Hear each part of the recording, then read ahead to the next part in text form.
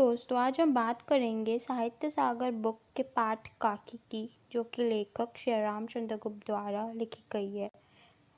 दोस्तों, अगर आपने मेरे चैनल को लाइक एंड सब्सक्राइब नहीं किया है तो ज़रूर से लाइक एंड सब्सक्राइब कर दें। तो चलिए चलते हैं कहानी की ओर। एक दिन बड़े सवेरे जब शामू की नींद खुली तब वो देखता है कि घर भर में कोहराम मतलब रोना धोना मचा हुआ है। उसकी काकी, जिसका नाम उमा था, वह एक कंबल पर नीचे से ऊपर तक एक कपड़ा ओढ़कर ज़मीन पर सो रही थी और घर के सभी लोग उसको करुण स्वर में विलाप कर रहे थे। मतलब बहुत अजीब से आवाज़ पे निकाल निकाल के वो लोग रो रहे थे। फिर क्या होता है, जब वहाँ पे जितने भी लोग आए हुए थे वह उमा को शमशान उठाने के लिए लेकर जाते हैं, तब श्यामू बहुत उपद्रव मचाता है।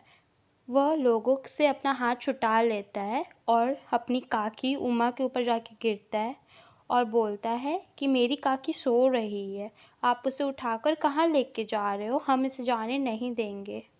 पर लोग उसे वहाँ से हटा देते हैं और वहाँ पे जितने भी लोग आए हुए थे उस पे वो लोग उसको रोकते हैं तथा उसको अग्नि संस्कार में जाने नहीं देते हैं। और एक दासी थी जो घर पर ही थी, वो श्यामू को वहाँ पर उसको संभाल रही थी घर पे ही रख कर। जो बुद्धिमान गुरुजने थे वो विश्वास दिलाते श्यामू को कि उसकी काकी जो है अपने मामा के घर गई है। लेकिन ये जो असत्य था, ये जो झूठ था, ज़्यादा समय तक टिक नहीं पाता है और बहुत जल्दी ही श्यामू को यह बात पता चल ही जाता है कुछ बच्चे के मुंह से, जो वह सुनता है आसपास, कि उसकी काकी और नहीं है और वो श्री राम के पास चल गई है। बहुत दिन वह रोता है, रोते रोते वह शांत हो जाता है, पर उसका जो दुखी आत्मा है वो शांत नहीं होता है।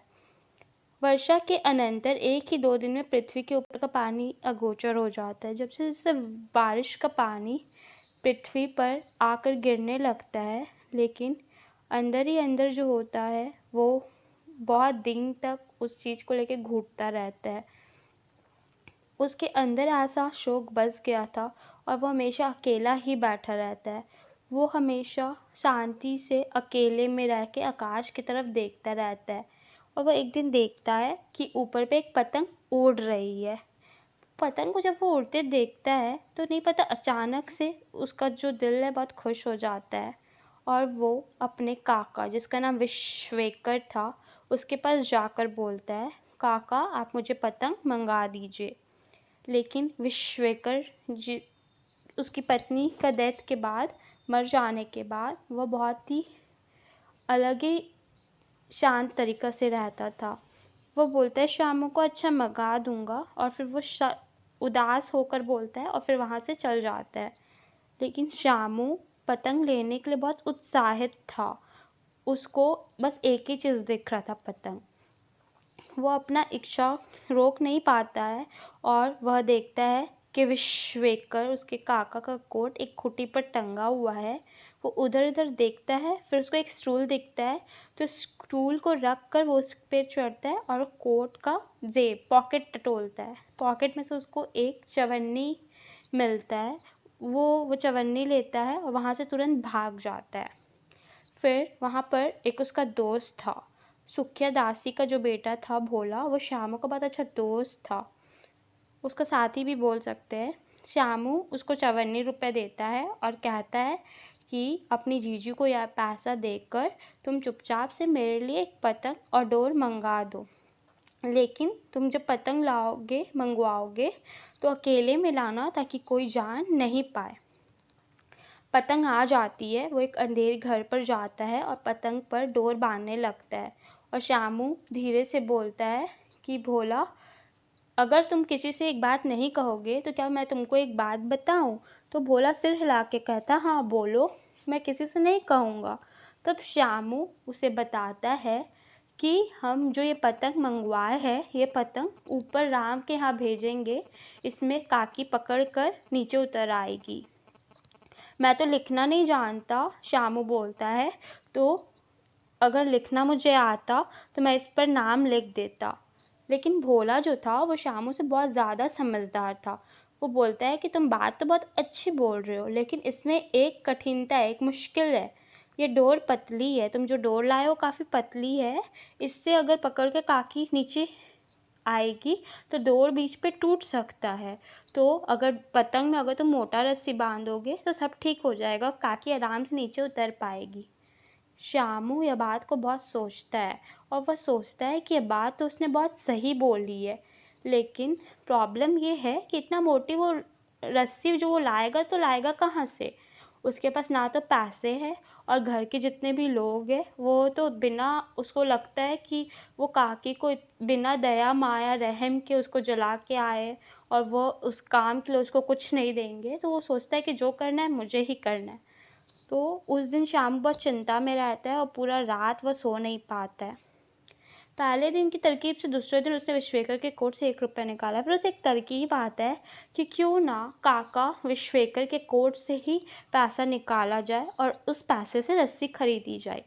फिर दूसरा दिन वो फिर वही पहले जो यूज़ किया था, पहले जैसा किया था वैसा ही वह करता है और उसी तरकीब से वो 1 रुपया उसके पॉकेट से निकाल लेता है और फिर वो पैसा वो भोला को देता है और बोलता है, भोला कि तुम ये पैसा रखो और किसी को पता ना चले, इससे तुम 2 अच्छा रस्सी मंगा दो।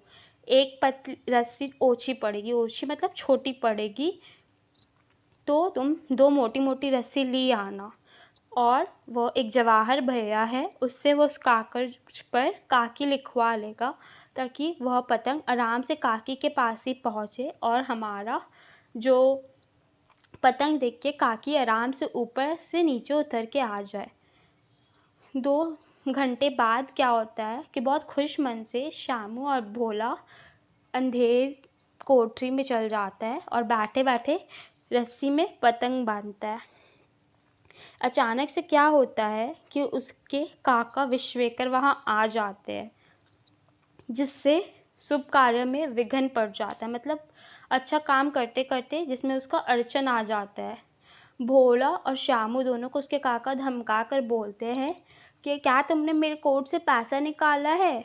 भोला बहुत डर जाता है और एक ही डांट में वह बोलता है कि मैंने चोरी नहीं की है, श्यामू भैया ने रस्सी और पतंग मंगाने के लिए पैसे निकाला था।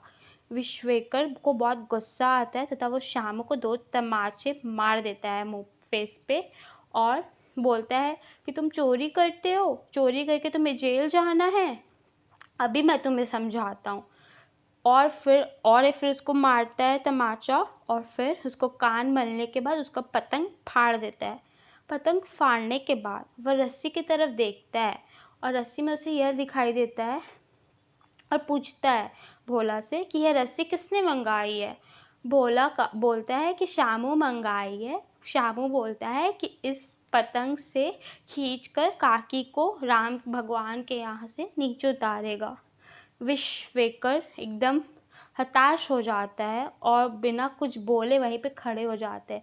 फिर जब फटा हुआ पतंग उठाकर देखते हैं तो उस पर जो एक कागज़ चिपका हुआ होता है उस पर लिखा होता है काकी। तो ये कहानी यहीं पर ख़त्म होती है दोस्तों। इस कहानी में लेखक ने बहुत ही सहज तरीके से एक बच्चे के माँ के प्रति प्यार को दर्शाया है। अगर आपको मेरी ये कहानी अच्छी लगी तो ज़रूर से कमेंट बॉक्स में कमेंट करके बताएं।